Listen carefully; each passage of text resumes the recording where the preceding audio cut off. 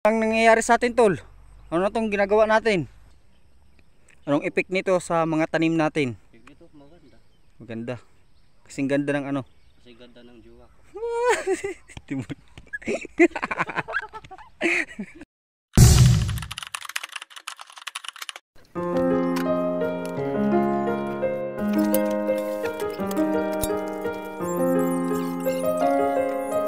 JP Productions.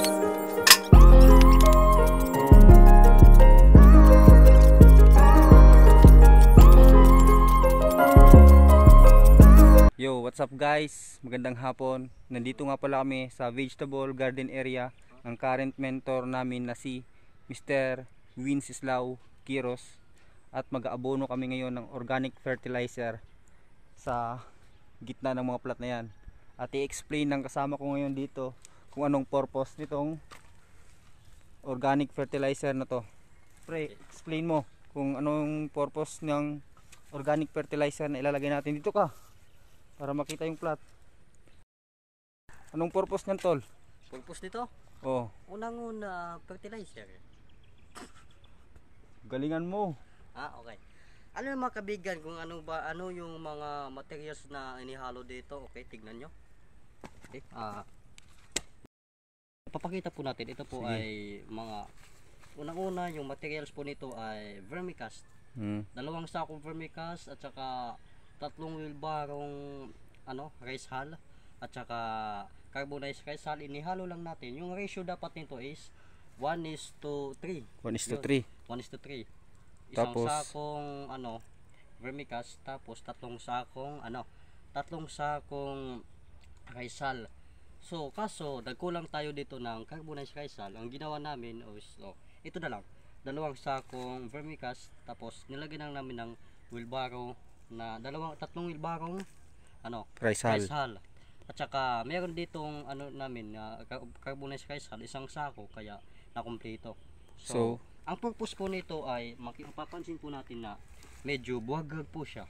Okay. Kita natin, tol. Dito.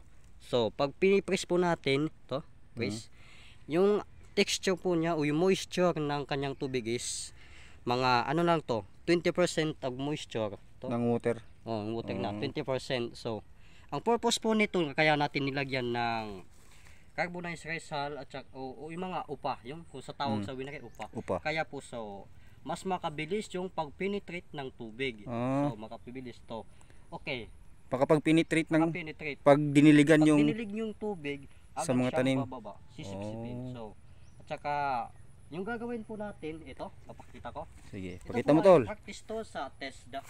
Kung kumuha na kayo ng in situ, In situ holder ka, di ba, pre? ituturo Sige, ko sa inyo. yabang mo sa akin ngayon, tol. Ituturo ito sa inyo, ito yung gagawin. Yabangan mo ako. Bago tayo mag-apply ng mga seeds, magsabod ng seeds, transplanting ba o direct planting, yung gagawin po natin dito, ito, kuha tayo ng pala. Ganon. Yung gitna, lang natin, gagawa tayo ng medyo kanal, ito, tulad nito, hanggang yung paggawa po natin ng kanal, hanggang doon sa katapusan ng plat na yan. So, after ng paggawa natin ng kanal, ito, kukuha tayo, at hindi natin dadamihan. Gano'ng karami, pre? Ganit, kahit sasaktuin lang doon, tatansyahin lang natin kasi medyo kulang tayo ng organic fertilizer. So, gagawin natin ganito. Yan, gahalo natin dyan, tapos tatabunan. Yun. Okay, ganun pala. Mas Yun. maganda yan kasi habang wala pang masyadong malalaking ugat yung ating mga pananim, so meron na siyang nutrient na kakainin. Yun. So habang wala pa, hindi pa niya kayang kumain, hindi pa niyang kayang umalabas ng supply sa ilalim ng lupa, meron na siyang supply na ibinigay natin na hindi ibinigay natin na pagkain niya. Okay. So ito mapapansin niyo na mataba. So ito yung magbibigay ng nutrient. Yun lang. Okay. So, after that, pagkatapos nating tabunan, mag-spray tayo ng IMO. IMO. Yung IMO po is Anong gamit nun, tol? indigenous microorganism. IMO, indigenous microorganism. Yun. Yung gamit nyo, alam niyo ba kung ano ang gamit ng IMO? Hindi ko So, pa alam, tol. Ang gamit po ng IMO is gamit po siya para carbonizer. Carbonizer. Carbonizer. What is carbonizer? Para siya mabuhagag, Ah. mabilis magbuhagag yung lupa. Yun lang. Okay, sana may napulot kayong aral mula sa amin. So, maraming salamat po. Naway pagpalain kayo namin. Yeah, come on. Siguro na-explain ng partner ko kung ano yung pakinabang ng organic fertilizer. And thank you for watching, guys. See you in future. Gang! Boom!